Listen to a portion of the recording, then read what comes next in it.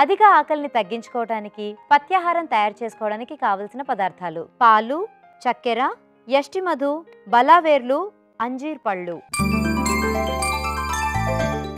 అధిక ఆకలిని తగ్గించుకోవడానికి పథ్యాహారం తయారు చేసుకోవడానికి కావలసిన పదార్థాలు ఏంటో చూసాం కదా.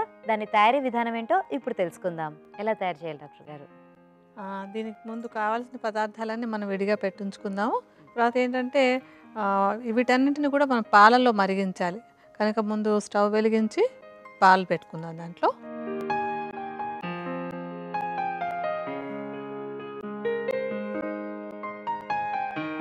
ఇప్పుడు ఇందులో మనం ఇందాక చెప్పాను ప్రధానంగా అంజీర్ పళ్ళని వాడుకుంటామని చెప్పని. అంజీర్ పళ్ళు ఏంటంటే ముందే నానబెట్టి ఉంచేసుకోవాలి, ఎందుకంటే కొంచెం గట్టిగా ఉంటాయి కదా, మెత్తపడడం కోసమని కొద్దిగా 1 గంట సేపు 2 గంటల సేపు నానబెట్టి ఉంచుకోవాలి. అంజీర్ పళ్ళల్లో ఒకటేంటంటే రసాయన గుణం ఎక్కువ, సహజ సిద్ధంగా వచ్చేటువంటి తీయటి పదార్థం అంతా ఇందులో ఉంటుంది. అరగడానికి కాస్త టైం పడుతుంది కనుక అన్ని రకాలుగా కూడా ఈ అధిక ఆకలి అనేటువంటి సమస్య ఉన్న వాళ్ళకి ఇది మంచి ఔషధంలా ఉపయోగపడుతుంది. అలాగే ఒకవేళ ఏదైనా ఎసిడిటీ లాంటి సమస్య ఉండి కడుపులో ఆకలిగా అనిపిస్తున్నట్టయితే దాన్ని తగ్గించడానికి కూడా అంజీర్ బాగా ఉపయోగపడుతుంది. సో మనం ముందుగా నానబెట్టి ఉంచుకున్న అంజీర్ పళ్ళని పాలల్లో వేద్దాం.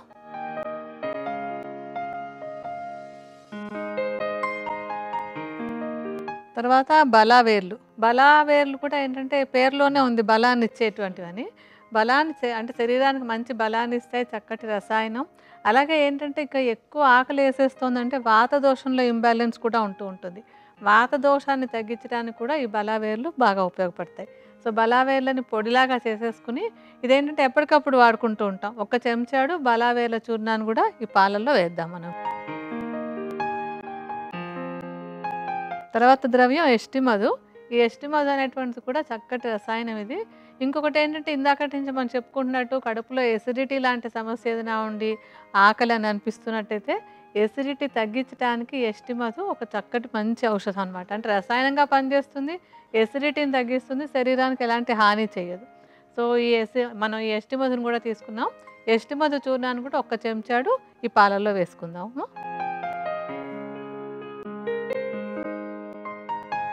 ఇప్పుడు ఇవన్నీ బాగా కలిపేసి కొంచెం సేపు ఉడకనిద్దాము.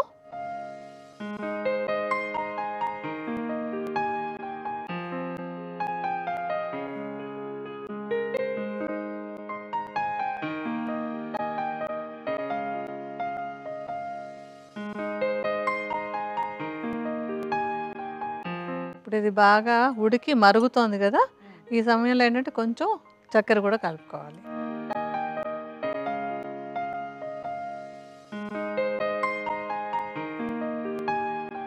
సో ఇది బాగా ఉడికిపోయింది కదా. ఇది ఏంటంటే అంజీర్ పళ్ళని కావాలంటే నానబెట్టినటువంటి వాళ్ళని ముందే మిక్సీలో తిప్పేసుకుని ఒక ముద్దలా చేసుకుని కూడా కలిపేసుకోవచ్చు. లేకపోతే ఇందులో ఇలా ఉడికించి కొంచెం మనం మ్యాష్ లాగా చేసుకోవచ్చు. ఎలా అయినా మనకి ఎలా ఇష్టంగా ఉంటే అలా చేసుకోవచ్చు అనమాట. ఇప్పుడు ఇంకా మన పథ్యాహారం రెడీ అయిపోతుంది.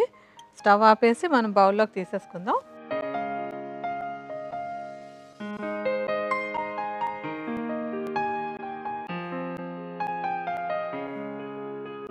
సో డాక్టర్ గారు, ఇప్పుడు అధిక ఆకలి తగ్గించుకోవడానికి ఔషధం తయారైనట్టే అంటారా? ఆ పథ్యాహారం అన్నా ఔషధం అన్నా పర్వాలేదు, మంచి పథ్యాహారం లాంటిది తయారైపోయింది. అంటే ఒక రకంగా చెప్పాలంటే మనం అంజీర్ పళ్ళతో చేసుకున్న పాయసం లాంటిది. ఇప్పుడు పాలు, అంజీరు, పంచదార అన్నీ కూడా వేసుకున్నాం కదా, ఒక మంచి టేస్టీ ఆహారం లాంటిది తయారైంది. సో ఇప్పుడు దీన్ని ఎలా తీసుకోవాలంటారు?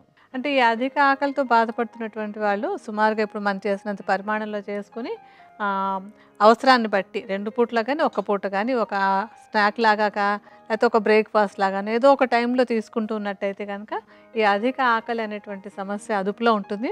అయితే ముందు చూసుకోవాల్సింది మధుమేహం లేదు అన్నది నిర్ధారించుకున్నాక తీసుకోవాలి ఇది.